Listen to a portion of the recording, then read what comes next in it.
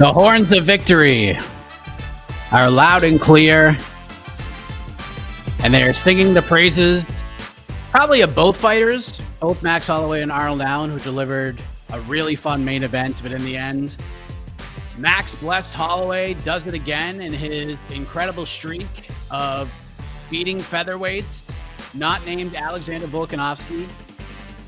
Continues on. It's a decade plus. How about that? Max Holloway gets it done. Unanimous decision. 49-46, 49-46, 48-47. Gets the job done. Bounces back. Arnold Allen had a tremendous showing of himself, but in the end, it just was not enough to earn himself a title shot. And now we're in a very interesting position in the 145-pound division. But welcome to the post-fight show. I am Mike Heck. My best friend, Alexander K. Lee, will join us momentarily. But I'm happy. Oh, there he is. Holy I'm here. cow. Hello. Hello, everyone. Nice to see you. And joining us on a rare non-travel week, Mr. José Youngs is here. Very excited about this. How are you, buddy? I'm fair to find. How are you? Fair to find as well. So, Jose, as a alliteration, as Daniel Cormier would say, and as Brendan Fitzgerald would explain. That's right. Well, Jose, as a fan of high-level martial arts competitions such as yourself, I'm sure you enjoyed this main event very much. Max Holloway, Arnold Allen get after it, and it was a good fight. I thought it was one of those situations where Arnold Allen proved he belonged with the upper echelon of this division, but Max Holloway was just that much better. I think the veteran savvy played out. His defensive prowess played out. I think he confused Arnold at certain points with the stance switching, but man, both guys brought it, but Holloway got the job done. Your reaction to the fights, Holloway getting the nod, everything that had to do with this main event. I mean, the main event ruled. It was everything that we had hoped for in two of the best featherweights in the world, two of the gentlemen that have the longest win streaks in this division's history. Of obviously, Max Holloway's was snapped, but it's like whenever you got a guy that has like a 10-fight win streak against a guy that had at one point had a 13-fight win streak, it's fireworks you're in for fireworks, and that's what we got. It was just a tale of two defensive game plans. Max Holloway seemed to be an inch away from all of Arnold Allen's punches. Obviously, some got through. You could hear them through the television. That Arnold Allen had the thudding sounds. A lot of it Max eluded. And on the flip side, Max was throwing a lot of punches and kicks, and Arnold was blocking a lot with like that high elbow block that Justin Poirier obviously has success with. Obviously, some of those got through. In fact, a lot of them got through, but it just felt like a tale of two game plans. Both of them were implemented well. Max Holloway just made better adjustments. Like you said, it was his veteran gamesmanship just was on display. This stick Max Holloway in a 5-round non-title fight against a featherweight, and chances are he's going to win. I don't think Arnold Allen loses any stock. This is very reminiscent of the Max Holloway Yair Rodriguez fight, where yes, Max won, but Yair proved that he belongs in the top 5 of this division. Arnold Allen proved that he belongs in the top 5 of this division, and one, maybe 2 more wins. He's still a fresh face for the current champ, Alex Volkanovski. He could very well get a title shot with a win or two against high-level competition. Obviously, we have fights like Ilia Topuria versus Josh Emmett in the works. Korean Zombie still out there.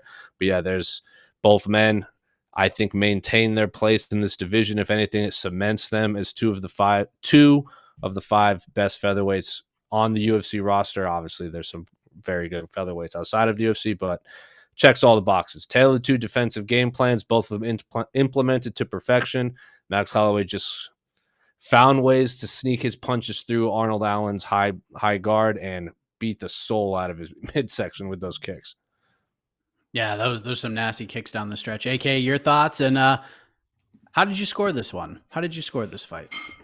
I had it 48-47 Holloway. I went 2-5 for Allen. I think looking at the official scorecards, all 3 judges gave the 5th to Allen, and the one who had it 48-47 also gave 2 to Allen. So, but I have no problem scoring it either way. I think there's certainly a very strong case for 48-47 Allen. I threw up a poll, of course, asking if people agreed with the UFC KC main event score. 85% yes. 85% yes. I don't think this is super controversial, but it was a great fight. MMA is supposed to be fun. We say this all the time, and I think we've had a lot of fun, quite a bit of fun over the past few cards. And this card, I think most of us were telling people that like this is a good one on paper. This is a good one on paper. It has a lot of potential to deliver if the matchups shake up a certain way. And of course, that always starts at the top. And I think we got like the best case scenario with that main event. You got this young, very hungry up and comer. I shouldn't even call him up and comer anymore. Very young and hungry contender. Arnold Allen really fighting like he won his first title shot. I'm sure some people out there will argue, oh, he could have been more aggressive. He could have opened up more. But man, when you're fighting Max Holloway, it's so much easier said than done. And I think if you watch the fight again, you'll see there are times where Allen did open up and he landed and then would get hit right back and Max would crack him. So again, easier said than done. But if you had it 48-47 Allen, I don't think that's an atrocious score. And I don't think 49-46 is a bad score either. I think 49-46 for Max, again, a few of those rounds were toss-ups. So this is what a great, close, competitive 5-round fight looks like. It was awesome. And at least on the broadcast, I don't know how it was for, we had Jed on site.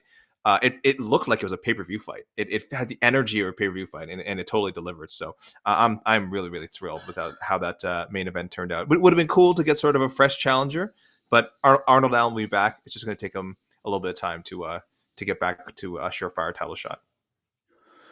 Apparently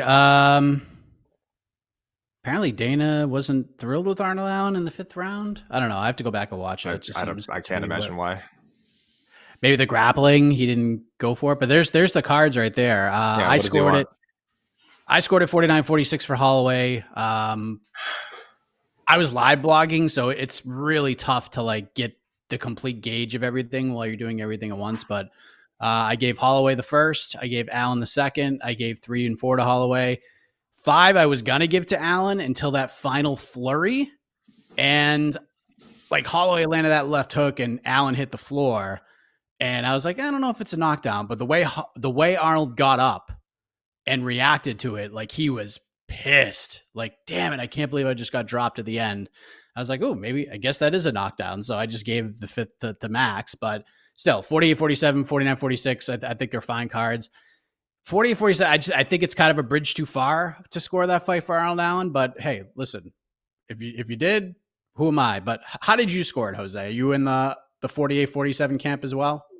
Yeah, I had it 48-47 Max. I had it 1-3-5 for Max and 2 and 4 for Arnold, if I remember correctly. I didn't write any of this down. It was more like mental math to me, but I thought Max won the first. 2 was very competitive. I gave the slight edge to Arnold. I think he landed more. And then 3 Max looked unbelievable. 4, same thing as round 2. I think Arnold just landed slightly more. And then 5, I think that knockdown really sealed the deal. Arnold was well on his way, I think, to winning. Not well on his way. It was a close fight. It was just round 5 was just the same thing as round 1 through 4. Just Arnold throwing bombs and narrowly missing, and Max throwing a lot and Arnold blocking. And then they both just collided at the end, and Arnold Allen fell down. So I guess you give it to Max, but I did have it 3-2 Max. If they gave it 3-2 Arnold, I wouldn't have complained, but I remember that fight ending, and I was pretty confident it was 1-3-5 Max, 2-4 for Arnold Allen. Okay, now I'll go back to you, Jose, because AK, we'll dive into this a little bit more tomorrow. We'll discuss what this all means for the Max Holloway side of things, because Jose, this is the one issue I had with this fight, is that I felt pretty good that Max is going to win. Like Arnold, maybe Allen could do something and shake things up at 145, which would have been really interesting, because now you got Volkanovski fighting Yair. Allen wins his fight. He's next in line. Topuria fights Emmett. Topuria could be next in line. And we have some movement. We have some fresh faces, so to speak. But matching Arnold up with Max Holloway puts us in this position we've been in for like 2 or 3 years now. If Max wins, now what? Because Max just fought Volkanovski in July and got dominated. And he's now 0-3 against the man. Now, I know the second fight was really close. First fight, clear Volkanovski win. Second fight is one of the most controversial fights I can remember throughout my fanmanship of covering the sport. And the third was a clear one. So where do we go now? Like, I know Topuria is fighting Josh Emmett and who knows, but does the winner of that fight, like if Topuria wins, is he getting a title shot, or is he graduating to fighting Max Holloway? Is this for like the Max Holloway sweepstakes? Because both of these guys, neither of them have fought Max yet. So are they fighting for For the Holloway fight? Like, what are we doing here? Because I just feel like the division is kind of in the same place it's been since Volk's been the champion. I really think we can answer this after Yair Rodriguez fights Alex Volkanovski. Because obviously, if Yair wins, they're gonna do the rematch. If Volkanovski wins, I know he wants to be hyperactive. We're all assuming Islam fights in Abu Dhabi. I'm on record saying if the UFC was smart, they would do UFC 300 International Fight Week next year and do the rematch between Volkanovski and Islam as the headliner for the lightweight title.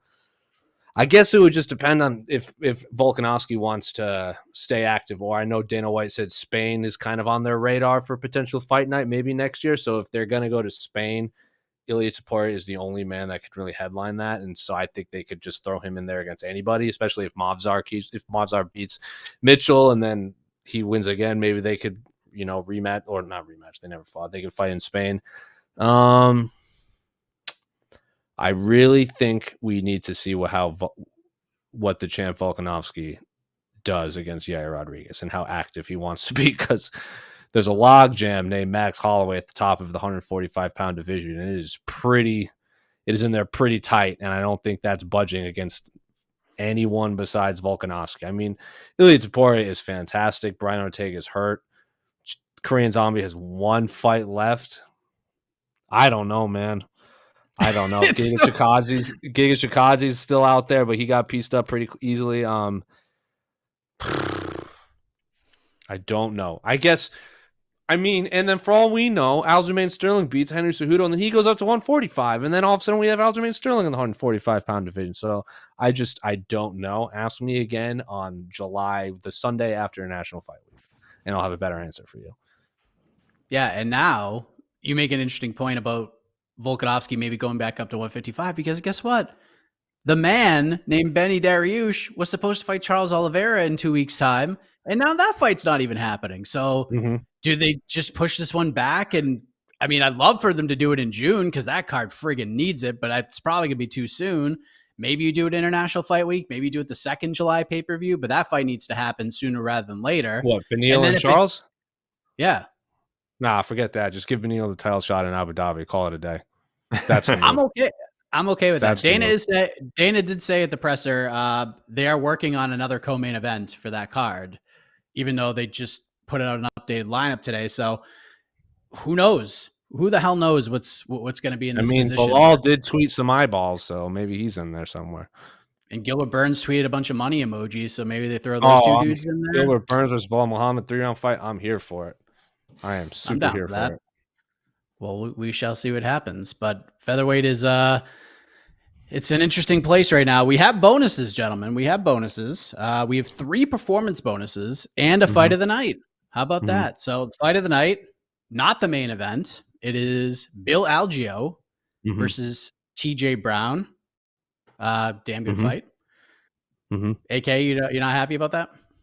I thought it would have gone. I really enjoyed the Pedro Munoz, Chris Gutierrez, but I guess it never got out of a certain gear. And also the crowd reaction kind of guaranteed it wasn't going to get the fight of the night, which is it was a really good fight, I thought. And usually I'm actually amazed the main event didn't get it, because usually like on a card like this where there's multiple competitive fights, they just like default to the main event. So I'm happy for Bill Algeo and TJ Brown. But yeah, I also thought there was a chance that the delightful light heavyweight retirement slot fest between Zach Cummings and Ed Herman would get it. But apparently, I'm seeing the press conference live tweets right now. Dana White said he's giving both retirees an extra 50 G's anyway. So there you go. So you guys can count that as an extra bonus. Performance of the nights, Jillian Robertson. Nice win. Brandon Royval, of course, and Edson Barboza, of course, get performance of the night bonuses. Yeah. And Dana White actually admitted that they screwed up putting Brandon Royval versus Mateus Nicolau on the prelims. So, I mean, yeah, at least you know. And Brandon Royval was pissed that he was on the prelims. You can go watch that scrum over on the YouTube channel. But let's talk about Edson Barboza, Jose, because it appears the old dog still has some tricks in him, doesn't he? Holy cow. Just a ferocious knee, crumbles Billy Q, first round finish for Edson Barboza. And the theme of UFC 287 in a lot of respects was, experience matters. And I think a lot of that carried over into this card. We saw it in the Pedro Munoz-Chris Gutierrez fight, and we certainly saw it here with Edson Barboza, with the strength of schedule that is unmatched by any fighter maybe in the history of the sport. Goes in there and just melts Billy Q early. Well, I mean, what else could you say about Edson Barboza? That was friggin' incredible. This happens all the time with Edson Barboza, where we think he's like on the last legs of his career. Like, I think it was the fight going in when he fought Dan Hooker, when he fought Shane Burgos. Everyone's like, oh, he's lost a bunch in a row. Or I know he beat up like Makwan before the Shane Burgos fight, but I remember he like lost 2 or 3 in a row. I know one of them was to Habib, so no fault in that. Can't remember who he lost to, but right after, maybe Kevin Lee, maybe Paul Felder. I get all. There's like a big, but I know he lost like 4 or 5 or 5 or 6 or something. But like he literally turned Dan Hooker and Shane Burgos's body off to get it was like, this is what I can do when I'm fighting guys that want to stand in front of me. And then obviously Giga Chikadze hurt him early and never took his foot off the gas. And then Bryce Mitchell just ragdolled him. And then again, like he did to Shane Burgos and Dan Hooker, he melted Billy Quarantillo. So it was another one of those classic Edson Barboza moments where you think he's, if he loses or has a bad performance, maybe it's time to hang up. And then Edson just, kills a human being on national television. So it's pound for pound, very easily on the all violence, like all time list in all of MMA, without question, at lightweight and featherweight. So yeah, I'm never not going to turn to that into an Edson Barboza fight. And now I really want him to fight the Korean Zombie, because that fight rules, and Korean Zombie is going to retire. So you might as well go out in a body bag against Edson Barboza. Oh, love that idea. AK, Edson Barboza doing Edson Barboza things. Yeah, the zombie fight has been called for on to the next one. Like, I swear, I don't know, 50 times. I don't know how at least once every 3 weeks. I don't know. It just comes up. Yeah, it feels like that fight has to happen. Jose said it in my mind. I was like, has that not happened yet? Have they not found a way to make that happen? Because if Zombie retires before we get him and Barboza, it would just feel wrong. It would feel wrong. That's one of those one that got away matchups if we never see that one actually booked. So I would love to see that. But yeah, listen, I'm one of those people. I'm one of those dummies that Jose's talking about playing against Edson Barboza. I think we've been saying a lot over the last few weeks about the whole experience versus kind of people coming up thing, and experience is doing pretty well. It's doing pretty well, at least the last couple of cards. I don't think every matchup was won by necessarily the more experienced fighter, but it's doing all right, and that was certainly the case here. And Jed also broke this one down really well on No Bets Barred. And a few people were saying one thing with Billy Quarantillo is he's gonna get hit. He's gonna get hit, and I knew that. I just thought he could maybe be there first, or maybe outslug Edson Barboza, or maybe just be a step quicker again because he's the younger fighter with less battle damage. But man, you take one wrong step against Edson Barboza, and that's the last step you're going to take for that night, because he just made him pay. He got his head right in the wrong spot. Edson Barboza is going to sniff that out every time, and he's going to take you out. It was absolutely incredible. Yeah, I don't know what's next for him. Again, hopefully Zombie. But even if it's not Zombie, boy, how can you not tune in every time this guy goes up there? Perfect co-main event choice, and it just delivered in every way. That was so much fun. Yeah, Billy Q will be back. Fan favorites. He'll be fine. People will maybe still be don't walk into Edwin Diaz's song next time. Bad things happen when that plays. Yes, that is very true. I didn't even know that happened, but I had seen tweets about it. So, oh man, Billy Q tweeted after, damn, so that's what's getting knocked out in the UFC feels like. Sorry about your parlays, y'all. And Adrian Yanez also replied to him with a gift saying, welcome to the club. So you love seeing these. Listen, you love seeing these guys who are usually dishing it out every now and then. Look, they're going to get got. They have a good sense of humor about it. And I honestly feel like these are the kind of guys who are going to be like in the UFC for another 5-6 years, are going to be ranked for years once they get up there. So great to see Quarantillo, Yanez, and other fighters like that with this kind of attitude. Nice win for Azamat Mirzakhanov remains undefeated, and apparently at his post-fight scrum, he said he broke his arm in the fight and continued to fight with a broken arm. What a savage. Good on him. Iwan Kuchalaba spoils the UFC light heavyweight debut of the very svelte, ripped, shredded Tanner Boser. Tanner has one fight left of his deal. He's hoping to get on that UFC 290 or 289 card in Vancouver. Would love to at least have that one last fight there if they don't cut him. Pedro Munoz, experience matters, beats Chris Gutierrez. Chris, I think, still has a pretty good future. I think he'll be a top 15 guy for a long time. I think he'll go back and learn some lessons from that one. Rafa Garcia goes out and beats Clay Guida 30-27, and Clay Guida faked a retirement and then said he was just joking, and apparently Dana White was not happy about that. Bill Algeo submits TJ Brown. Brennan Royval, the nasty knee. He says he's going to be the backup fighter. Good stuff there. Zach Cummings, Ed Herman, double retirement. Zach Cummings gets a win in front of his home crowd. Jillian Robertson with the weird armbar submission. Did she tap? Did she not tap? Goes down as a verbal tap. Weird win, weird ending, but Jillian Robertson gets it done. She extends her record submission total for women's UFC fighters. Daniel Zellhuber gets his first UFC win, I believe. He bounced back anyways. Denise Gomes. Let's talk about Denise Gomes, AK. Can we? Holy cow, man. That is an angry woman. That woman is angry. She's fun, man. That was impressive as hell, dude. Right from that was just so fun. Listen, Bruna Brazil is a pretty respected prospect. There's a lot, people see a lot of big things ahead for her. Her nickname's the special one. She was a decent favorite for someone making their UFC debut, minus 150, minus 155, depending where you looked. And I think technically she might be the better fighter. She had a nice clinch going in the first round, but Denise Gomez, her whole goal is I'm just going to hit you. I don't care what situation we're in. I don't care if we're at range. I don't care if I'm in close. I'm throwing punches. I'm throwing to hurt. So you do your martial arts. You be, okay, great technique. I'm here to punch you. I'm going to punch you in the face. Even the fight that ended that led to the finish, the strike that led to the finish, excuse me. I'm sure there's technique to set it up. I'm not. Denise Gomez is a skilled fighter. I'm being a bit flippant here, but at times she kind of looked sloppy, and even her strike that landed to nearly end it was just this looping overhand like Chuck Liddell right in the button, and then she followed with just the nastiest ground and pound, just no hesitation. So she's really a fun one to watch at strawweight. I think Bruna Brazil will bounce back; she'll be fine, but Denise Gomez is. She's getting to be appointment viewing. Let's see where she goes from here. Let's see who they match her up with next. Definitely liked what I saw. That was definitely one of the highlights of the prelims.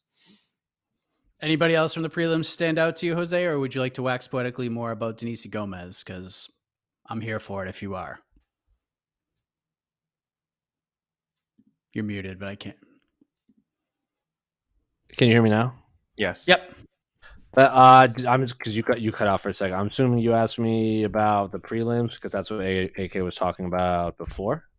If anybody else stood out on the prelims, or if you wanted to wax poetically a little more about Denise Gomez and what she did.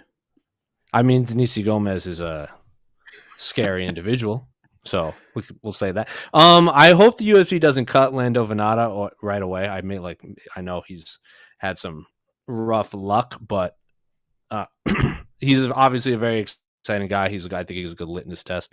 Daniel, how do you pronounce his last name? Zellhuber. Zellhuber is, how old is he? 23, 22? So yeah, I think we talked a lot. He's I know the theme of the night was people veterans doing veteran things and not eking out, but veteran wherewithal kind of being the deciding factor in a lot of these thoughts. Well, that was not the deciding factor in that fight because Lando Venata has fought a whole bunch, and Daniel Zellhuber is early 20s, so he obviously looks impressive. Jocelyn Edwards somehow got a win, and I really like Jocelyn Edwards, but she missed weight and should have lost. I thought it was going to be one of those nights when they read those scorecards, because as soon as that fight was over, I was half paying attention because I'm well, that was a mauling. And then they gave it to Jocelyn Edwards, and I was like, huh. And it'll be one of those nights. So it is what it is, I guess. It didn't end up being that controversial throughout the night, but also, sayonara, tough three. The last of a dying good brother, Ed Herman, rode off into the sunset. Yeah. And now Joe Lozon is the longest tenured tough veteran. Do you know who second is? Matt Brown. Joe Lozon and Matt Brown, remnants of an old breed. Tough 5, tough 7. Damn. There you Ed go. Herman, tough 3. That's crazy. I can't believe Dana White is that crusty about. I only saw the comments. I didn't listen to it. I need to hear his tone. I can't believe he's that crusty about the Clay Guida fake retirement. Like, it's not something I want to see become a regular thing. If everyone starts doing it, then obviously it's ridiculous. It's dumb. But this guy's earned the right to do any sort of post-fight shenanigans. He should be getting interviewed after every fight, win or lose. He's effing Clay Guida. He's how many UFC appearances was for him? This was number 30. Where are we here? The fact that I'm even having to say in the 35. His 35th UFC fight. I want to say 18th at lightweight. I think 18th at lightweight. 28th. Excuse me, 18th. 28 at lightweight. He can do these things. It's fine. It didn't even take up that much time. He had a little chuckle about it. It took up maybe 3 or 4 minutes of air time. Dana White's real crusty lately.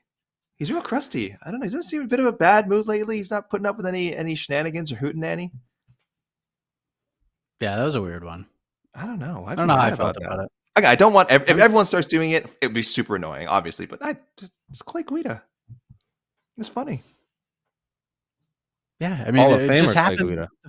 Yeah, it just happened the fight before. Bill Alge did the same damn thing. I mean, we didn't believe Bill was actually going to retire, but we certainly thought there was a chance Clay Guida was going to retire. But That was weird.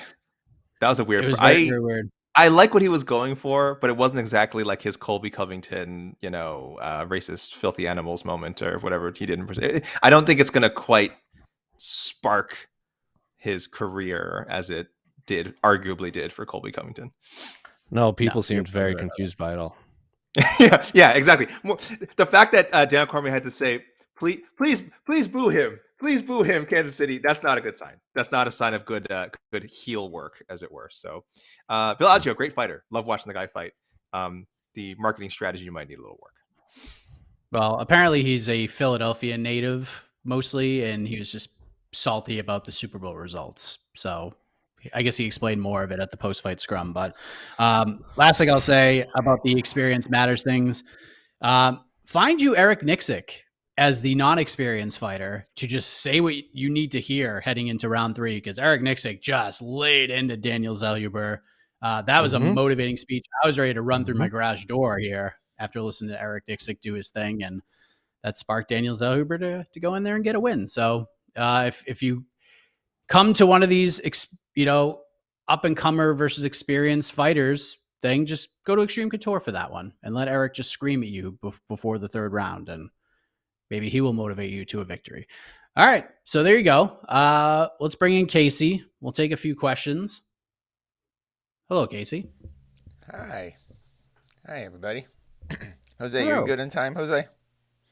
I'm good. I got like 20 minutes. All right, good, cool. All right, good. All right, so send your questions, kids. What we got Okay. right here? Questions now.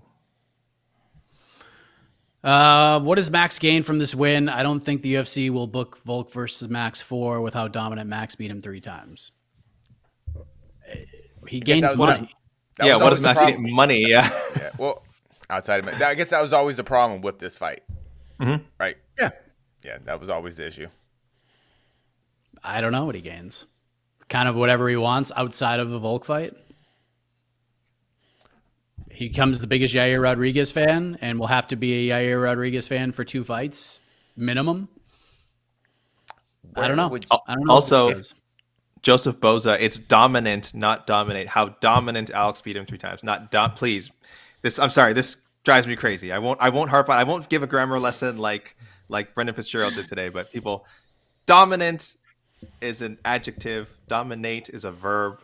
They're not interchangeable. They're completely different uses. This happens all the time on social media. Sorry to single you out, Joseph Boza. You're not the only one who does it. So many people do it. What do you hate? What do you hate more? Dominate versus dominant, or people that say resign rather than re-sign? That's tough, and that's actionable. That's actually in our business. That's I know. actionable. So and so. They are completely different things. They're completely people. You got to throw that hyphen in there. What was the question? Oh yes, Max Holloway.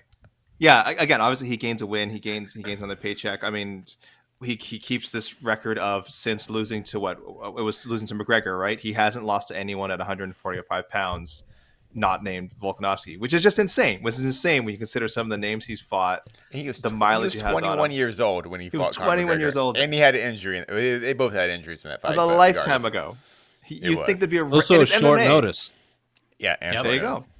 And it's MMA. You think there'd be some random, just fluky loss and some off night. You think he's got to have an off night in there somewhere. And again, other than losing to Volkanovski, it just doesn't seem to happen to this guy. And Arnold Allen brought that tonight, man. I mean, this wasn't like Max being able to cruise through a win. He had to be like one of the best versions of Max we've seen to deal with Arnold Allen tonight. Because if he was even a little bit off, Arnold Allen is either winning this decision or Arnold Allen is knocking his ass out.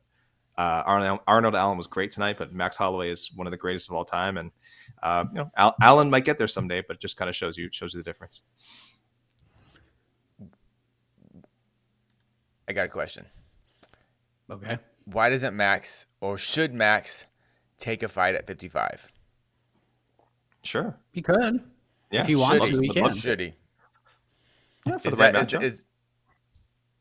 What's the right matchup? Is we talking like is he like one fight? Is it just like a fun fight, like a Anderson Silva versus James Irvin type of fight, or is it like a fight that like I don't know?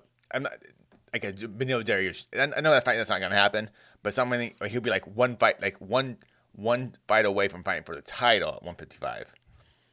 Or should he just kind of stay around 45 and just knock out contenders? Because that's what he's gonna be doing. Just get the bag, man. Get the bag. If they throw a bunch of money at him, go 55. I guess that's what you're saying. Go fight Whatever Gaethje. pays. Let's go. Whatever Justin pays. Gaethje. Let's do it.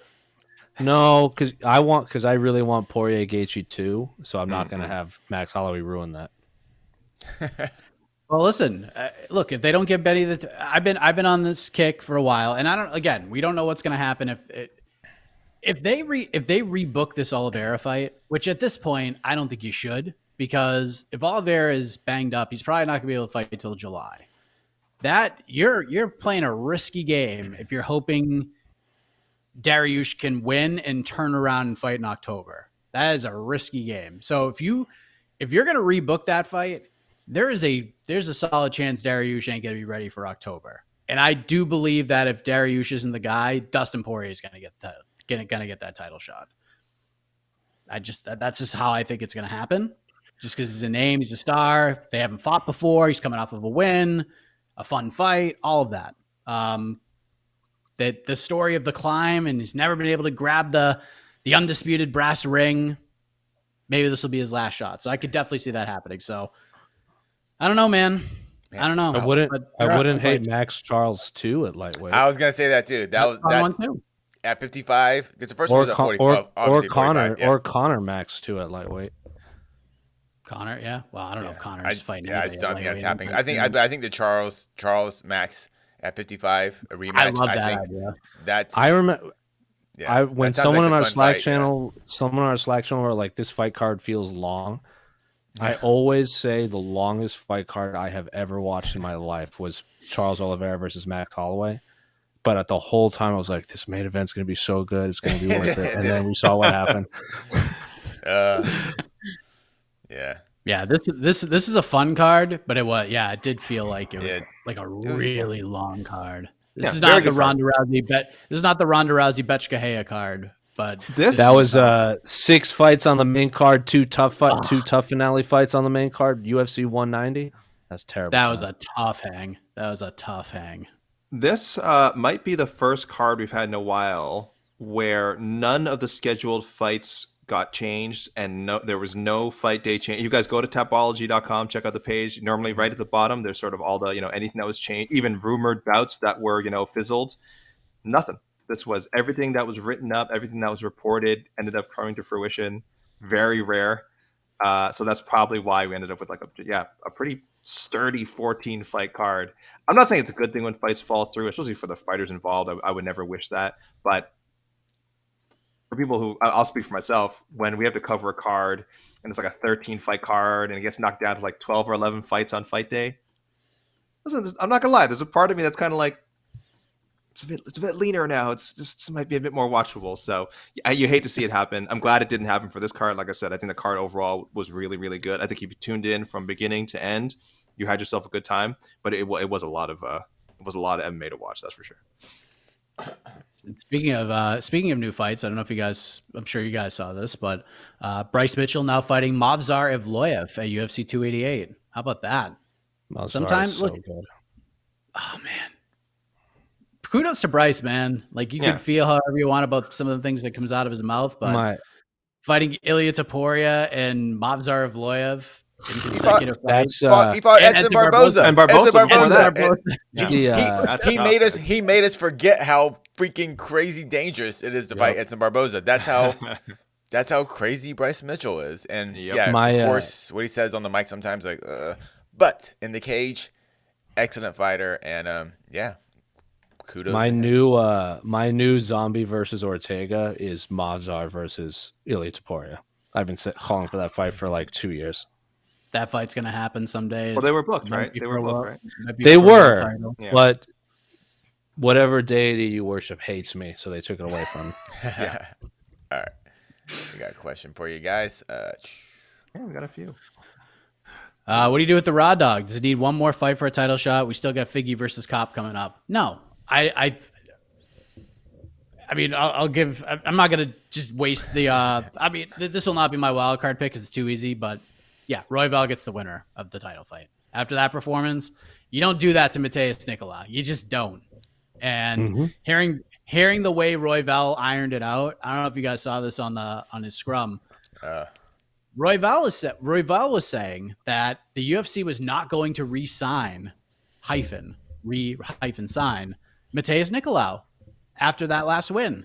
But Brandon Royval said he called McMaynard and begged him to re-sign Mateus Nicolau and promised him that he would make him not boring and that he would get him out of there.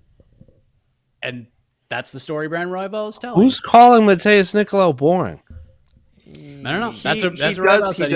He has a lot of decisions, which as we all know, automatically means you're boring in the eyes of the UFC. He's a very good fighter, but I wouldn't put him in the top 10 for exciting flyweights. But he is very good. I wouldn't call him boring either, but yeah. Yeah, he's not on the Edson Barboza team, but he's very salvageable. But hearing Royval talk like that was kind of interesting. Oh yeah, they weren't going to re-sign him, but I told him like, no, re-sign him. I'll fight him. I guarantee it won't be boring, and I'll get him out of there. That's what he says he told McMaynard in order to get this fight. He's doing everything he can to make up for that horrible card placement, and that card placement freaking mattered because if he was the co-main event tonight, we are talking about him much more. We kind of have to almost force ourselves to talk about him, remind ourselves to talk about him because it was so freaking early on the card. So and even with that knockout of the year type of performance, Oh, it was such a good knockout. I didn't even see the knee. I had to watch it was the knee, right? He did a knee and a punch. Yeah. It was so incredible.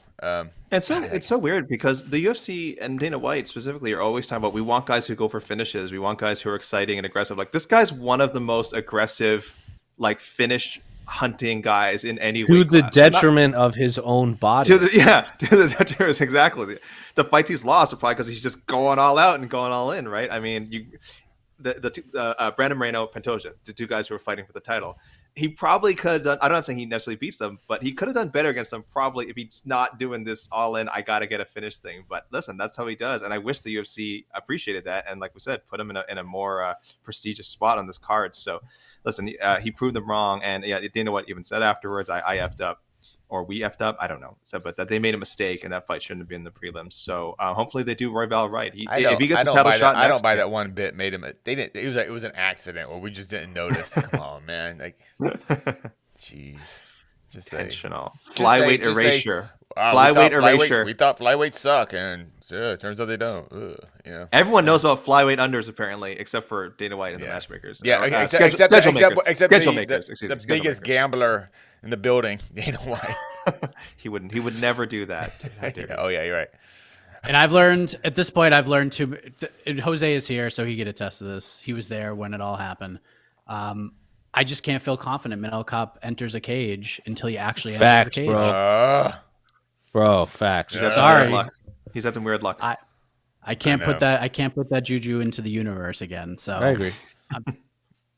They literally had. Royval's there right now. If Figgy and Cop enter the cage and all is well, and they fight, and Cop just annihilates Figgy in like the first round, maybe we'll have a conversation to be had.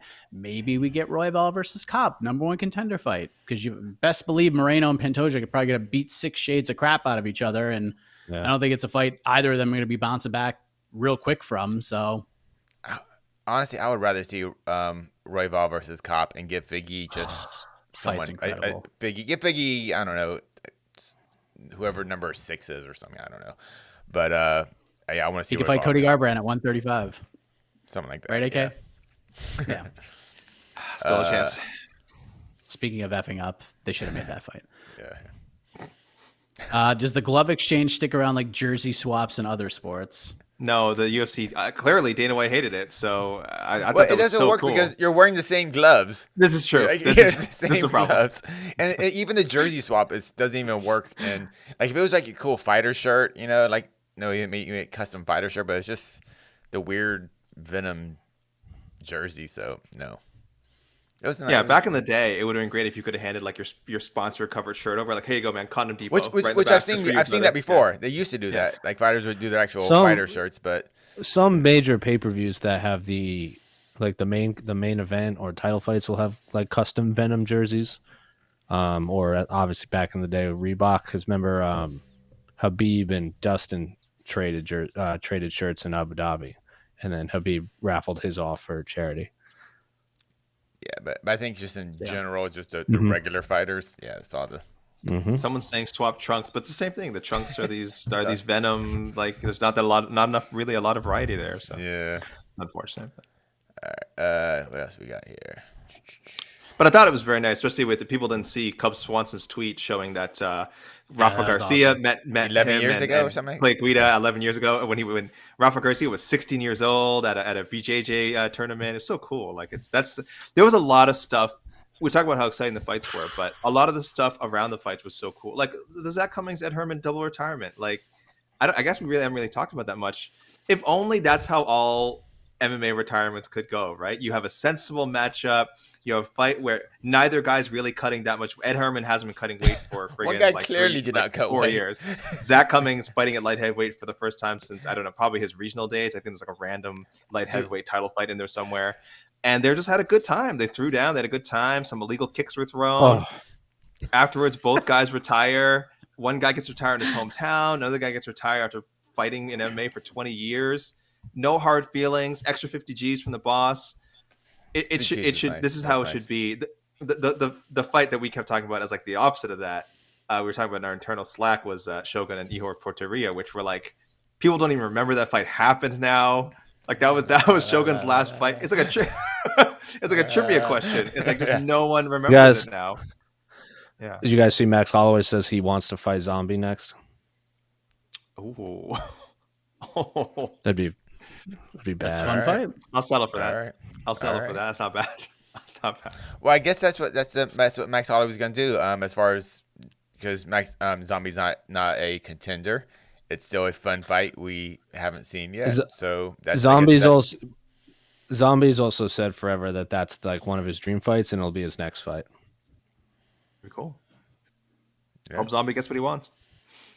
I hope we get to see at some point too Max Holloway versus Edson Barboza. That's also a fight I would like to see. Plenty of great fight. Yeah, plenty of great fights for all these guys. Yeah, it's just just don't put Max against the number one contenders. Like just exactly why this fight kind of made no sense. It was cool for Fight Night pay-per-view, but I felt like if this would have been Max versus Korean Zombie, say I don't know 4 months from now or whatever in some random city, I feel like that'll be a fine Fight Night main event. What do you think? Yeah, as long as Seoul. they have a good. Yeah, they're supposed to go to Seoul. That's a perfect fight for Seoul. There you go. Yeah, and look, But it will be in Nebraska though.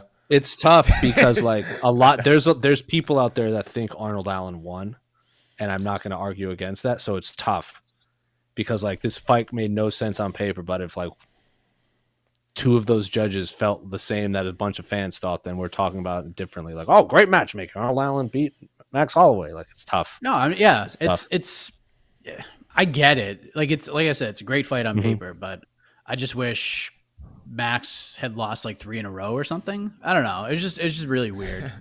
It's just really weird. Like if Topuria and Emmett are fighting, right?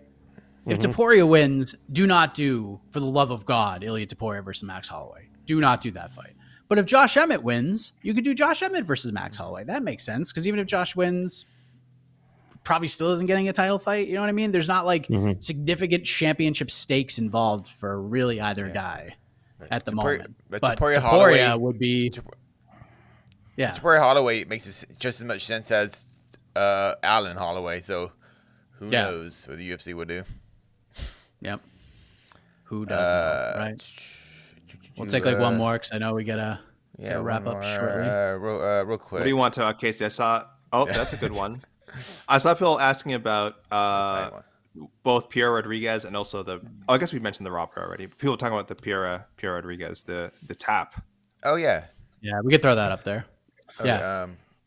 It was a few people. I don't know if there's just one. There was a few people I saw mentioning it, but I know we all have sort of a different perspective on it. I've trained a little bit in MMA, not extensively. I know, Casey, you're training now. Jose, I know you have in the past. Mike, you're a lover, not a fighter. I don't know if you've ever trained in grappling. Just a little bit. Don't like that sentence at all. He's my best friend. I can say these. These are the kind of things we joke about all the time. That's even later. I'll say this is a bit strange. I will say my first reaction was I didn't see it live, the tap live. I didn't see the tap live. I was a little confused. And then on the replay, I thought that was a clear tap. I thought it was a clear tap. It was that's how I viewed it. And then afterwards, apparently, it was Keith Peterson. Yes, sir. Keith Peterson said verbal tap. So he kind of, I think, tried to save himself from any sort of controversy. Specific. Was it verbal tap? She said tap. I think she cried out. Yeah, if you cry out and pain, that counts as a verbal tap, and that is in the regulations. Yeah, that would be my assumption, because I would think she wouldn't have argued if she had said tap.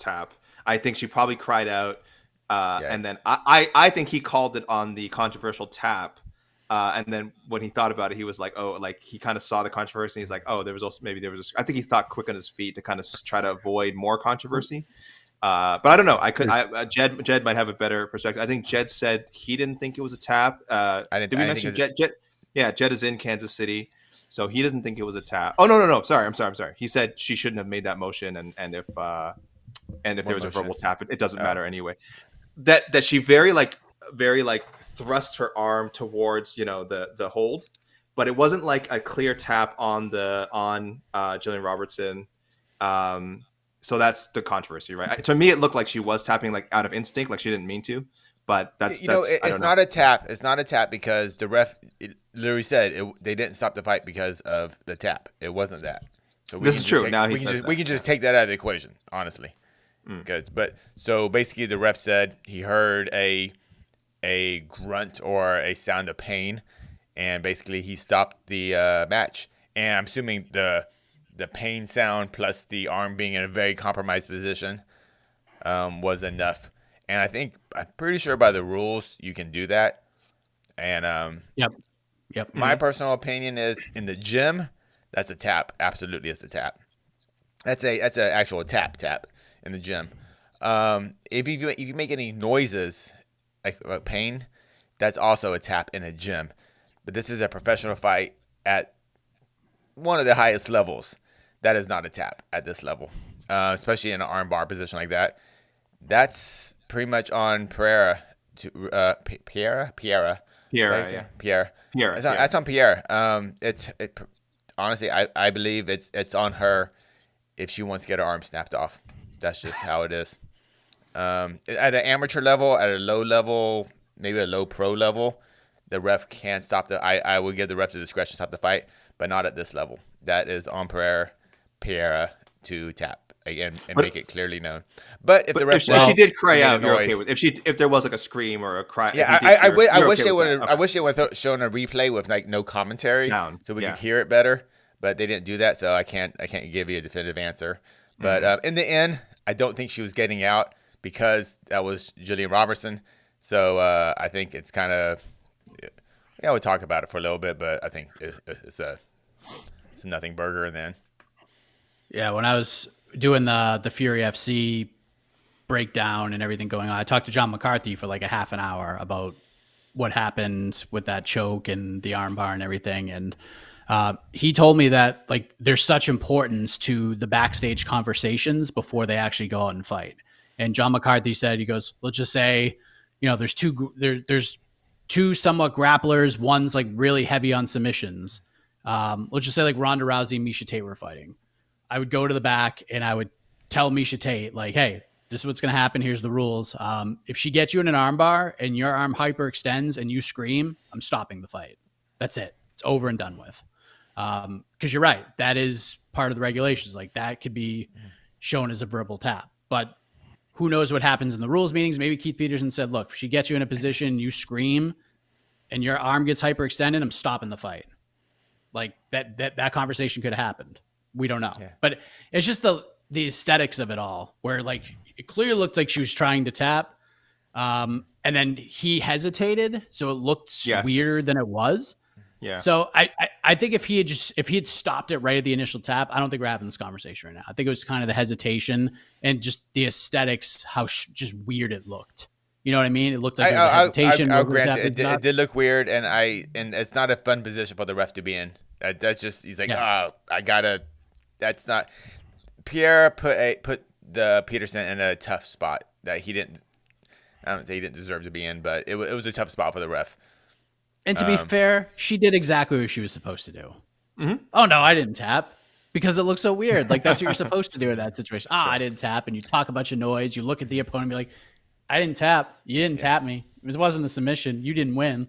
Yeah. And then Jillian acted right. He goes, I would have broke her arm. So I was prepared to break her arm. Getting her arm broken. So, yeah. Jillian said everything right. She didn't say, whatever, like, F her. She said, well, I would have broken it, and the ref told me to stop, and I stopped. Followed the rules. But Pierre, she should be more experienced when you are in that position. Don't put your hand in a spot where that could potentially look like a tap. That's all. So, and that's pretty much it. Okay. Well, speaking of that's pretty much it here.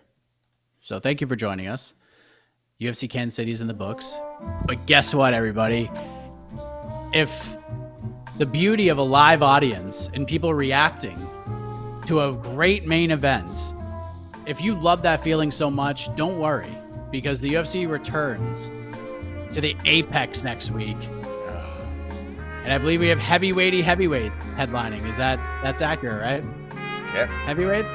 Yep. I don't remember what the freaking fight is. Pavlovich Blades. Oh, yes. Sergey Pavlovich versus Curtis Blades back at the Apex. And I'll be in Vegas. It's not bad. I'll be in Vegas, but not at that card. Oh. I'll be at this. I'll be at the fisticuffs, the little boxing match at the T-Mobile. Oh, the little boxing match. I feel like most people will be watching that little boxing match. So. All right, everybody. Well, thank you for joining us. AK, I'll see you tomorrow. On to the next one. We will matchmake following UFC Kansas City, and then we'll get you ready for UFC Vegas 71, I believe this is going to be. I don't know. For AK, for Casey, for Jose, I'm Mike Heck. Thank you for watching. Good night, everybody. Happy birthday, AK. It's not my birthday. Are you sure?